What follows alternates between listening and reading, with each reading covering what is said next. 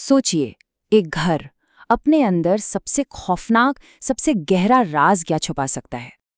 और कभी-कभी ना इस सवाल का जवाब किसी भी बुरे सपने से कहीं ज्यादा डरावना होता है। ये कहानी है उदयन दास की, जिसके लिए ये राज था उसी के बेडरूम में बनी एक कंक्रीट की कब्र। हाँ, ये कोई फिल्म की कहानी नहीं, बल्कि भोपाल के साकेत नगर की एक खौफनाक हकीकत थी। जरा सोचिए वो मंजर।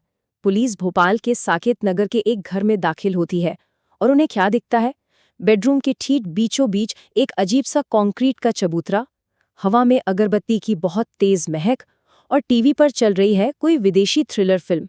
और इन सब के बीच उसी चबूतरे पर बैठा है उदयन दास, जो बड़े ही आराम से, बिल्कुल शांत होकर चाय पी रहा था। मतलब उसे न तो किसी के आने से कोई फर्क पड़ रहा था, ना ही उस कमरे के अजीब से माहौल से। तो सवाल ये उठता है कि आखिर कहानी इस मोड़ तक पहुंची कैसे? इस पूरे खौफनाक सपने की शुरुआत असल दुनिया में हुई ही नहीं।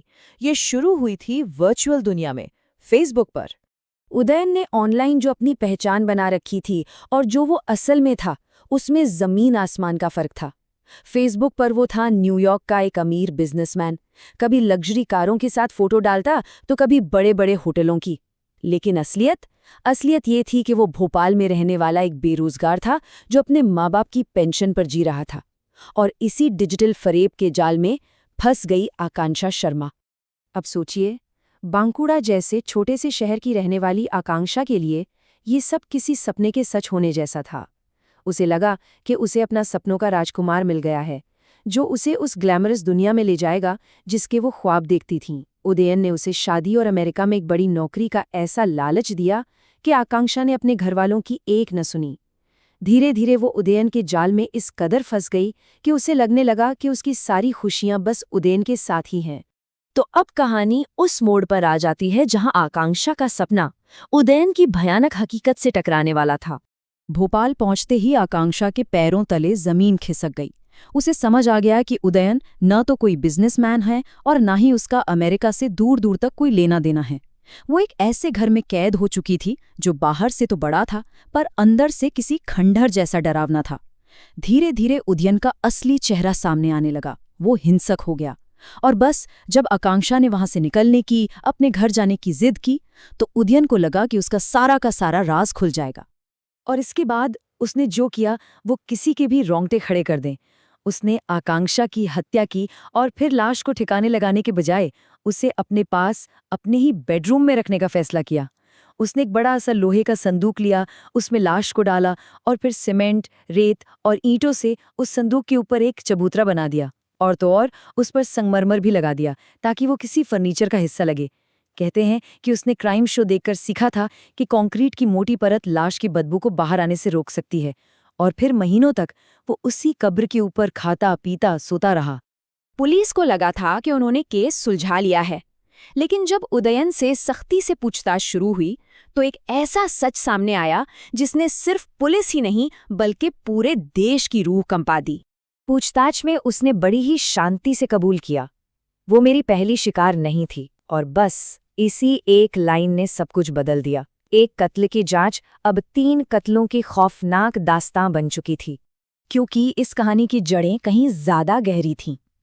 तो चलिए वक्त में थोड़ा पीछे चलते हैं, ठीक 7 साल पीछे, साल 2010 में। आकांक्षा की हत्या से 7 साल पहले छत्तीसगढ़ के रायपुर में उदयन ने अपने ही माँ और बाप दोनों का गला घोटकर उन्हें घर के पीछे वाले बगीचे में दफना दिया था। सोचिए जरा, 7 सालों तक वो सबको यही कहानी सुनाता रहा कि उसके माता पिता तो न्यूयॉर्क शिफ्ट हो गए हैं और वो यहाँ उनकी पेंशन के पैसों पर आराम से अपनी जिंदगी जी रहा था। और जब आप उसके जुर्मों के पैटर्न को देखेंगे तो हैरान रह जाएंगे। दोनों ही मामलों में तरीका बिल्कुल एक जैसा था। कत्ल का तरीका गला घोटना, लाश को दफनाकर ऊपर कंक्रीट का चबूतरा बनाना, और दुनिया से बोला गया झूठ भी एक ही था, वो अमेरिका चले गए हैं। उसके लिए रिश्ते, इंसान कुछ भी मायने नहीं रखते थे। मायने रखता था तो बस पैसा और अपनी झूठी शान को बनाए रखना। ये सब जानने के बाद एक ही सवाल मन में आता है, आखिर ऐसे इंसान के दिमाग में चलता क्या है? उदयन एक क्लासिक साइकोपैथ का केस था। उसे अपने किए पर रत्ती भर भी पछतावा नहीं था, कोई गिल्ट नहीं, वो अपनी ही एक काल्पनिक दुनिया में जीता था, जहां वो खुद को बहुत ताकतवर समझता था। कत्ल करने के तरीके भी उसने क्राइम फिल्मों और शोज से सीखे थे। और गिरफ्तारी के बाद कभी उसका रवैया देखिए। उसने बड़े आराम से पुलिस से पिज्जा, सैंडविच और महंगे सिगरेट की मांग की, जैसे उसने कोई जुर्म नहीं बल्कि कोई बड़ा काम किया हो। उदयन को लगा था कि सीमेंट की इन मोटी परतों के नीचे वो अपने सारे राज हमेशा हमेशा के लिए दफन कर देगा। लेकिन कहते हैं ना, सच ज्यादा देर तक छुप नहीं सकता, वो जमीन फाड़कर बाहर आ ही जाता है। और आज उदयन अपने किए गुनाहों की सजा जेल में काट रहा है। ये पूरी घटना हमें एक बहुत ही ज़रूरी बात याद दिलाती है कि कभी-कभी सबसे शांत, सबसे नॉर्मल दिखने वाले चेहरों के पीछे भी कितने खतरनाक राज छुपे हो सकते हैं। और ये हमारे लिए एक बहुत बड़ा सवाल भी छोड़ जाती है कि इस डिजिटल नकाबों के दुनिया में स्क्रीन के उस पार बैठे इंसान को कोई असल में कितना जानता है। क्या हम सच में किसी पर भी आंख बंद करके भरोसा कर सकते हैं?